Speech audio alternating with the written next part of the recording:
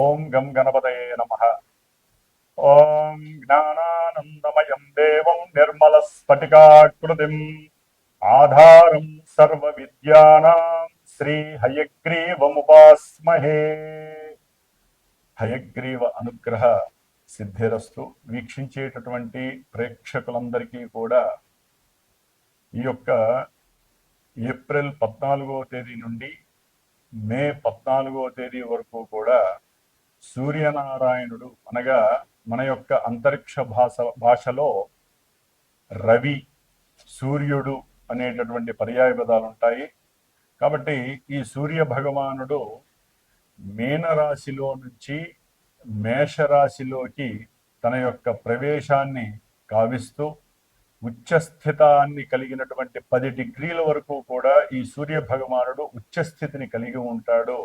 కాబట్టి ఎంతో మంది రాశుల వారికి, అట్లాగే సూర్యగ్రహ నక్షత్రాలైనటువంటి కృత్తికా నక్షత్రము, ఉత్తరా నక్షత్రము, ఉత్తరాషాఢ నక్షత్రము, అట్లాగే సింహరాశి, కొంతమంది రాశుల వారికి అట్లాగే ఈ నక్షత్రాల వారికి కూడా చాలా చక్కటి ఆరోగ్యము, అనుకున్న కార్య అధీష్టాలు, ఉన్నతమైనటువంటి ఉద్యోగ ప్రాప్తి కలగటానికి అవకాశం లభిస్తుంది. ముఖ్యంగా ఎవరైతే ప్రభుత్వ ఉద్యోగపరంగా ఎన్నో ఎగ్జామ్స్ రాసి ఎన్నోసార్లు ప్రభుత్వ ఉద్యోగాలకు సంబంధించినటువంటి పరీక్షలు రాసి ఉన్నారో వారందరికీ కూడా చక్కటి ఉత్తీర్ణత శాతం కలిగి అట్లాగే ఉద్యోగ ప్రాప్తి కలగటానికి అవకాశాలు మెండుగా ఉన్నాయి. ముఖ్యంగా ఈ యొక్క నెలలో ఏప్రిల్ 14 నుంచి కూడా మే 14 వరకు గ్రహస్థితుల్ని గనక పరిశీలించినట్లయితే ముఖ్యంగా మాసవారి మేష సంక్రమణం, అంటే రవి ఒక రాశిలో నుంచి ఇంకొక రాశిలోకి ప్రవేశించినప్పుడు సంక్రమణం అంటారు. ఇది చాలా విశిష్టమైనటువంటిది. అటు పితృదేవతలకి చాలా పవిత్రమైనటువంటి రోజు ఈ సంక్రమణం.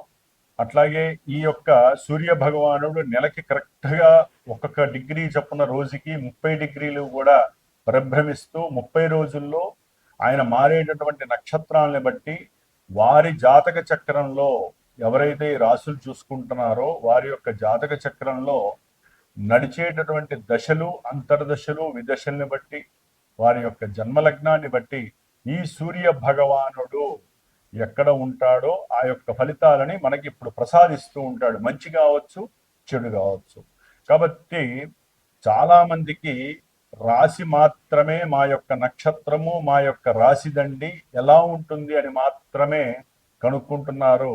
కానీ ఈవెంట్స్ వైజ్ కానివ్వండి, లేదా మీకు ఏదైనా ఇబ్బందులు కలుగుతున్నప్పుడు మీ జాతక పర్యవేక్షణని మీ మనసుకి నచ్చినటువంటి గురువు ద్వారా చక్కగా తెలుసుకొని ఎన్ని రోజులు, ఎన్ని నెలలు మేము జాగ్రత్తగా ఉండాలి, ఏ అంతర్దశల్లో మేము విద్యకు కానివ్వండి, ఉన్నత విదేశాలకు కానివ్వండి, లేకపోతే వివాహపరమైనటువంటి చర్యలు చేపట్టడానికి, ముఖ్యంగా ఎవరైనా సరే ఆరోగ్యపరంగా బాలేనప్పుడు ఆరోగ్యానికి ఏ ఫలితాలు, అంటే ఏ ఫలితాన్ని ఇచ్చేటటువంటి దేవతలను ఆరాధించాలి, అట్లాగే సంతానము కలగకపోవడానికి కారణం ఏంటి, ఇవన్నీ కూడా జన్మజాతకంలో మాత్రమే తెలుస్తాయి. రాశిని బట్టి కొంతవరకు మాత్రమే మనకి జాతక విశ్లేషణ పరంగా ఇక్కడ ప్రస్ఫుటమవుతాయే తప్ప డైరెక్ట్గా చంద్రుడు అనేటటువంటి వాడు మానసిక చర్యల్ని మాత్రమే సూచిస్తాడు, సూర్యుడు మాత్రమే ఆత్మని సూచిస్తూ ఉంటాడు. కాబట్టి జన్మజాతకం ప్రధానం. ముఖ్యంగా ఈ యొక్క నెలలో గ్రహాల యొక్క గోచార స్థితులను గనక మనం గమనించి ఉన్నట్లయితే గనక సూర్య భగవానుడు మేషరాశిలో ఏప్రిల్ 14 నుంచి మే 14 వరకు ఉంటాడు. అట్లాగే మాసగ్రహాలైనటువంటి శుక్ర భగవానుడు ఈ యొక్క మేషరాశిలో దాదాపుగా ఏప్రిల్ 19వ తేదీ వరకు ఉండి ఏప్రిల్ 19 నుంచి మరలా వచ్చే సంక్రమణం వరకు కూడా వృషభ రాశి తన యొక్క సొంత రాశిలో ఉండి చాలా చాలా మేలు కలిగిస్తాడు కొన్ని రాశుల వారికి. అట్లాగే బుధ మహారాజు, మరి ఈ బుధుడు దాదాపుగా 11వ తేదీ ఏప్రిల్ 11 వరకు కూడా కుంభరాశిలో ఉంటూ మీనరాశిలో దాదాపుగా ఈ యొక్క ఏప్రిల్ 11వ తేదీ నుండి కూడా చివరి వరకు ఉండే అవకాశం ఉంటుంది. కాబట్టి ఈ యొక్క శుక్ర భగవానుడు, బుధుడు, అట్లాగే రవి, ముఖ్యమైనటువంటి గ్రహము కుజుడు. ఈయన శనితో కలిసి మే 10వ తేదీ వరకు కూడా మీనరాశిలోనే సంచారం చేస్తూ ఉంటాడు. కొంచెం కొన్ని రాశుల వారు మాత్రము కుజుడు శని ఆపరేటింగ్ అయ్యేటటువంటి రాశి మీనరాశి కాబట్టి కొన్ని రాశుల వారు చాలా జాగ్రత్తగా ఉండాలి. ఏదేమైనప్పటికీ కూడా ఎవరైనా సరే వారి యొక్క జాతక పర్యవేక్షణతో పాటుగా ఈ యొక్క గోచారాన్ని చూసుకున్నప్పుడు మరి ఏ దేవతల్ని ఆరాధించాలి అనేటటువంటి విషయాన్ని తమ యొక్క గురువుల్ని చక్కగా కనుక్కొని విశదీకరించుకొని ఆ యొక్క దేవతా నామాలని కానీ స్తోత్రాలని కానీ అర్చనని కానీ పూజలు జపాలు హోమాదులు చేయించుకుంటే మాత్రమే వారి యొక్క కర్మ పరిపక్వత చెందుతుంది. అనుకున్న కార్యాలయంతో ముందుకు వెళ్ళటానికి అవకాశం ఉంటుంది. కాబట్టి సర్వే జనా సుఖినో భవంతు అనేటటువంటి నామాన్ని అందరూ ఆచరించండి. గో రక్షతి రక్షిత, గోవుల్ని రక్షించండి. వాటి ద్వారా కలిగేటటువంటి పాజిటివ్ ఎనర్జీస్ మన దేశాన్ని భూగోళాన్ని కాపాడుతూ ఉంటాయి. వృక్షో రక్షత రక్షిత, వృక్షాలని ఎవరూ కూడా ఛేదించకండి.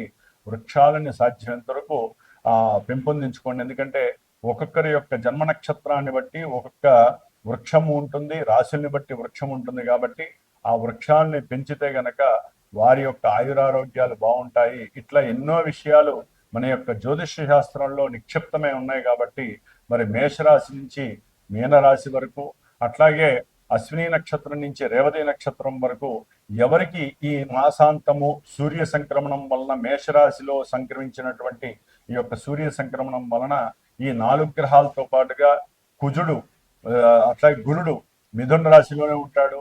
అట్లాగే శని భగవానుడు మీనరాశిలో ఉంటాడు. కేతువు సొంత నక్షత్రంలో సింహరాశిలో ఉంటాడు. రాహువు కుంభరాశిలో సొంత నక్షత్రంలో ఉంటూ కూడా వారు చేసే విన్యాసాలు, వారిచ్చే ఫలితాలను మనం ఇప్పుడు తెలుసుకుందాం. ఓం శ్రీమాత్. వృశ్చిక రాశి వారికి ఏప్రిల్ 14 నుంచి మే 14 వరకు కూడా గోచార గ్రహస్థితులను కనుక గమనించినట్లయితే చాలా అనుకూలమైనటువంటి పరిస్థితి. సూర్య సంక్రమణం మేషరాశిలో ఉచ్చస్థిత సూర్యుడు కలుగజేస్తున్నాడు.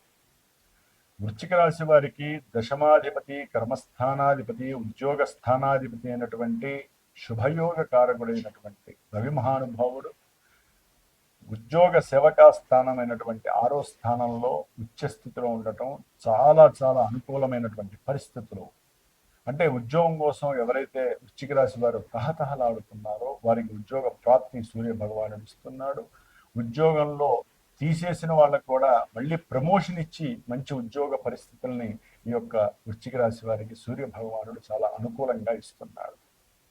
అయితే అష్టమంలో ఉన్నటువంటి గురుగ్రహం వలన కుటుంబంలో కావచ్చు, వీరి యొక్క మాట తీరులో కావచ్చు, బంధువులతో కొంచెం స్వల్ప విరోధాలు కలిగే అవకాశము, అట్లాగే ఆర్థికంగా పిల్లల వలన కావచ్చు, వీరికి తెలిసి తెలియక ఏకాగ్రత లోపం వలన కావచ్చు, డబ్బులు లెక్క వేస్తూ కానీ బ్యాంకింగ్ వ్యవస్థ ద్వారా కానీ కొంత ధనాన్ని మోసపోయే అవకాశం ఉంటుంది. ముఖ్యంగా ఏదైనా మీ ఫోన్లో కనుక ఒక లింక్ వస్తే దాన్ని ఆపరేట్ చేయటం మానేసేయండి. ఆ లింక్ ఓపెన్ చేస్తే మటుకు మీ బ్యాంకులో ఉన్న డబ్బంతా కీలుకతం దుకాణం బంద్ అన్నట్టుగా అయిపోతుంది. జాగ్రత్తగా ఉండండి ఈ యొక్క వృశ్చిక రాశి వారు.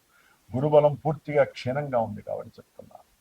కాబట్టి మీ యొక్క ఏకాగ్రత పెరగటానికి, ధనము వృద్ధి కలగటానికి గురుడికి సంబంధించినటువంటి స్తోత్రాన్ని అధికంగా చదువుతూ ఉండండి. అట్లాగే దత్తాత్రేయుడి యొక్క అనుగ్రహాన్ని ఎక్కువగా పొందడానికి ప్రయత్నం చేయండి. విద్యార్థులైతే కనుక ఏకాగ్రత కానీ వారి యొక్క మాట తీరు మార్చుకోవటానికి దక్షిణామూర్తి యొక్క స్తోత్రాన్ని చక్కగా చదవండి, లేకపోతే జపాల్ని చేయించుకోండి. ముఖ్యంగా వృశ్చిక రాశి వారికి భాగ్యంలో ఉన్నటువంటి కేతువు, చతుర్థంలో ఉన్నటువంటి రాహువు వలన గృహపరమైనటువంటి విషయాల యందు, అంటే గృహ కట్టడాలు కావచ్చు, లేకపోతే భూములు కొనాలన్నా, లేకపోతే వాహనాల పరమైనటువంటి విషయాలు కావచ్చు, అంటే కొనాలన్నా విక్రయాలు కానీ, లేకపోతే అమ్మాలన్నా, ముఖ్యంగా తల్లిగారి యొక్క తండ్రి గారి యొక్క ఆరోగ్యరీత్యా కావచ్చు, లేదా ఏదైనా సరే ఒక విద్యని ఎంచుకొని ఆ విద్యలో ముందుకెళ్దామా లేదా అనేటటువంటి ఒక మతిభ్రంశము, అంటే అర్థం కాదు వీళ్ళకి పరిస్థితి. ఈ రాహుకేతువులు ఇలా ఉండటం ద్వారా ఉన్నతమైనటువంటి చదువులు, ఉద్యోగము, ఇట్లా అన్ని విషయాలలో ఈ గ్రహాలు మొత్తం నిమిడి ఉన్నాయి. కాబట్టి కొంచెం ఏకాగ్రతతో గనక ఆలోచించి మీరు గనక దుర్గాదేవి యొక్క ఆరాధన చేస్తే విద్యార్థులకి, గృహ కట్టడాల వాళ్ళకి, రియల్ ఎస్టేట్ వ్యాపారులకి ఉన్నటువంటి సమస్యలు తొలగిపోయి తల్లిగారి యొక్క ఆరోగ్యం బాగుంటుంది. గృహంలో కొంచెం కావచ్చు కొంచెం సౌఖ్యము అమ్మవారి ద్వారా మీరు లభింపజేసుకోవాలి. పంచమ స్థానంలో ఉన్నటువంటి కుజ శని బుధుడు నీచస్థిత బుధుడు వీరికి ఆరోగ్యపరమైనటువంటి ఎన్నో సమస్యలని వృశ్చిక రాశి వారికి ఇస్తున్నారు. కోపావేశాలు అధికమవటం, శత్రువులు అనేటువంటి వాళ్ళు కొంచెం శత్రు రోగ నివృత్తి చేసుకోవాలని అనుకుంటారు కానీ ఈ యొక్క కంజంక్షన్ అనేటటువంటిది వారు ఆవేశంలో అనుకున్నా సరే ఆ మూమెంట్స్ అనేది వీళ్ళకి ముందుకు వెళ్ళలేనటువంటి పరిస్థితి వృశ్చిక రాశి వారికి. కాబట్టి షేర్స్లో కానీ స్టాక్ మార్కెట్లో కానీ ఏదైనా వ్యాపారంలో పెట్టుబడి పెట్టాలన్నా కూడా ఇది అనుకూలమైనటువంటి సమయము కాదని మాత్రం వృశ్చిక రాశి వారు గుర్తుంచుకోండి. కోపావేశాలు తగ్గించుకోండి. అట్లాగే ఆకస్మికంగా సంతానపరమైనటువంటి కొన్ని ఇబ్బందులు ఎదురవుతాయి. అట్లాగే ఉద్యోగంలో మీరు అనుకోకుండానే ఉద్యోగంలో తీసివేసే పరిస్థితి కూడా ఈ యొక్క బుధగ్రహం సూచిస్తుంది. కాబట్టి జాగ్రత్తగా ఉండండి. నీచస్థిత బుధుడు కుజుడు శని కలవడం ద్వారా మందము అంటే మీరు చేసే ప్రతి వ్యవహారంలో కూడా నిదానత్వం కనిపిస్తుంది. ఏకాగ్రత డైవర్ట్ అయ్యే అవకాశం ఉంటుంది. ఆవేశం ఎక్కువయ్యే అవకాశం ఉంటుంది. కాబట్టి కొంచెం జాగ్రత్తగా ఉండాలి. ఏదేమైనా వృశ్చిక రాశి వారు ఈ యొక్క 3 గ్రహాలు కుజ శని అట్లాగే బుధగ్రహము గురువు ప్లస్ రాహువు ఈ యొక్క గ్రహాలకి తప్పకుండా వారు అనుకూలమైనటువంటి పరిస్థితిని అంటే ఏదైనా దాన ధర్మాదులు చేసుకోవటం, ఆ గ్రహాలకు సంబంధించిన జపాదులు చేయించుకోవటం, హోమాలు చేయించుకోవటం చాలా విశేషం. ధనపాశుపతులు చేయించుకుంటే కనుక ధనము లాభం కలగడానికి అవకాశం ఉంటుంది. ముఖ్యంగా వృశ్చిక రాశి వారికి సప్తమంలోకి వచ్చేటటువంటి శుక్రుడు వలన వివాహ యోగము కొంతమంది కలగడానికి అవకాశం ఉంటుంది. ఆ కుటుంబంలో చక్కటి ఆనందం కలుగుతుంది. వ్యాపారంలో కూడా అభివృద్ధి కలగటానికి శుక్ర భగవానుడు చక్కటి అవకాశాలని ఆయన ఇస్తున్నాడు. కాకపోతే ఏంటంటే సప్తమం కారకో భావనాశాయ అని శుక్రుడు సప్తమంలో ఉండటం ద్వారా తన సొంతింట్లో ఉండి బలంగా ఉన్నాడే కానీ వృశ్చిక రాశి వారికి మరి కొంచెం ఈ శని యొక్క దృష్టి వలన ఏంటంటే భార్యాభర్తల మధ్య కొంత స్వల్ప విభేదాలు కలుగుతాయి. ధనపరంగా కావచ్చు, వారి యొక్క ఇగో ఫీలింగ్స్ కావచ్చు, ఆవేశం వల్ల కావచ్చు. కొంచెం జాగ్రత్తగా ఉండండి. ఏదేమైనప్పటికీ గోచార ఫలితాలను చూసుకొని మిమ్మల్ని మీరు అన్వయించుకొని ఇలా లాభాలు జరుగుతాయి, ఇలా నష్టాలు జరుగుతాయని మాత్రం దయచేసి అనుకోకండి. ఎందుకంటే మనకంటూ ఒక జన్మజాతకం ఉంటుంది. డేట్ ఆఫ్ బర్త్ని బట్టి, టైంని, ప్లేస్ని బట్టి, దాన్ని బట్టి మాత్రమే మనకి లగ్నము, దశలు, అంతర్దశలు యాక్టివేట్ అయినప్పుడు అవి గోచారంలో ఏ విధంగా ఉన్నాయి, పాజిటివ్ ఇస్తున్నాయా, నెగిటివ్ ఇస్తున్నాయా. కొంతమంది విద్యపరంగా నెగిటివ్లు ఉంటాయి, కొంతమందికి వివాహ విషయంలో ఆలస్యం అవుతూ ఉంటాయి. ఉద్యోగం ఇన్ని ఉద్యోగాలకి ఇంటర్వ్యూలు ఇచ్చిన సర్టిఫికేట్ ఎన్ని పెట్టినా కూడా వాళ్ళకి ఉద్యోగం రాదు. సంతాన విషయంలో ఇబ్బందులు ఎదురవుతూ ఉంటాయి. ఇట్లా మనకి ఏవైతే నిత్య జీవితంలో ముఖ్యంగా ఆర్థిక విషయము, ఆరోగ్య విషయము, సంతాన విషయము, విద్యా విషయము, వ్యాపారము, ఉద్యోగము ఏవైతే నిత్య కర్తవ్యంలో భాగస్వాములు అనేయో అవన్నీ కూడా మన జన్మజాతకంలో ఈవెంట్స్ వైజ్ మనకి ఆల్రెడీ రెడీ చేసి పెట్టుంటాయి. అవన్నీ కూడా గోచారంలో గ్రహాలు అలా తిరుగుతున్నప్పుడు ఇవి యాక్టివేట్ అయినప్పుడు మాత్రమే మీకు ఆ శుభాలు జరుగుతాయి. లేకపోతే కష్ట నష్టాలు చుట్టముడతాయి. కాబట్టి అది జాతకంలో ఉన్న పరిస్థితులను బట్టేనండి. ఇప్పుడు బాలేని వాళ్ళకి జాతకంలో అనుకూలంగా ఉన్నాయనుకోండి, వాళ్ళకి కోటీశ్వర్లు అయ్యే అవకాశం ఉంటుంది. వ్యాపారంలో మంచి లాభాలు కూడా కలుగుతాయి. కొంతమందికి సంతాన ప్రాప్తి కూడా కలుగుతుంది. మరి వృశ్చిక రాశి వారికి సంతాన స్థానంలో 5 గ్రహాలు మంచిది కాదు కదా. జాతకంలో యోగం ఉందనుకోండి, సంతానం కలిగే వాళ్ళు ఉంటారు, పూర్తిగా సంతాన విచ్ఛిన్నాలు జరిగే వాళ్ళు ఉంటారు. అందుకని ఎవరి జాతకం వారికి నిర్దేశిస్తుంది. కాబట్టి ఇది గుర్తుపెట్టుకోండి. సరైన గురువుని ఎంచుకోండి, చక్కటి జాతక పర్యవేక్షణ చేయించుకోండి. మరి కొత్త సంవత్సరం ప్రారంభమైంది, ఎలా ఉంటుంది, ఎలా ఉంటే బాగుంటుంది, మేము ఏం చదువుకోవాలి, లేకపోతే ఏ